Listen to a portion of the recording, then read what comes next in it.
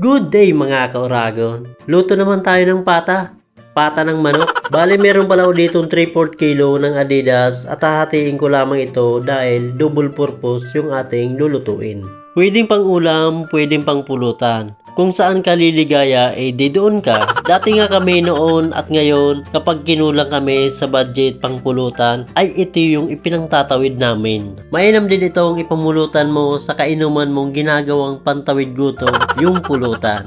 Balik tayo dito sa ating lulutuin. Bali, imamarinate ko muna ito sa Sprite, pamintang basag, at ilang pirasong kalamansi. Hindi muna ako maglalagay ng asin at pangpalasa dahil ang kailangan natin dito ay yung lasa ng Sprite at nitong kalamansi. Gamit ang malinis na kamay ay lalamas-lamasin ko na to para maging pantay-pantay yung lasa ng Sprite at kalamansi dito sa paa ng manok. Tabi ko muna ito dahil ihahanda ko naman itong bawang, sibuyas at itong siling tangad. Sindi na tayo ng kalan para makapagpainit na tayo ng kawali at maglalagay lamang ako ng kaunting mantika para igisa itong bawang, sibuyas at itong marinated pata ng manok. Hindi na ako magdadagdag pa ng paminta dahil sakto na yung pamintang ipinagmarinate natin kanina. Magtataktak na din ako nitong Aji Ginisa Mix. Pasarapin mo siya ha.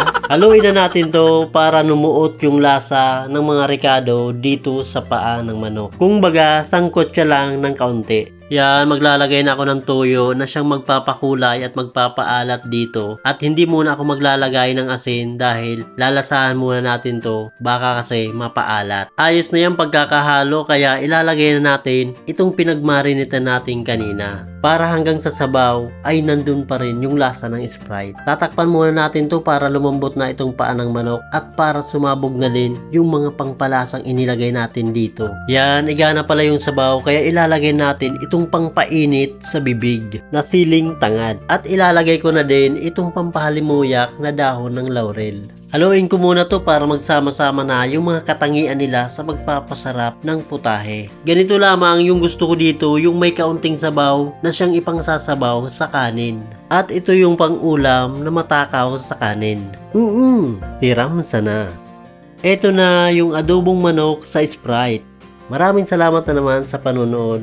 Kita-kita ulit tayo sa susunod na video. Peace!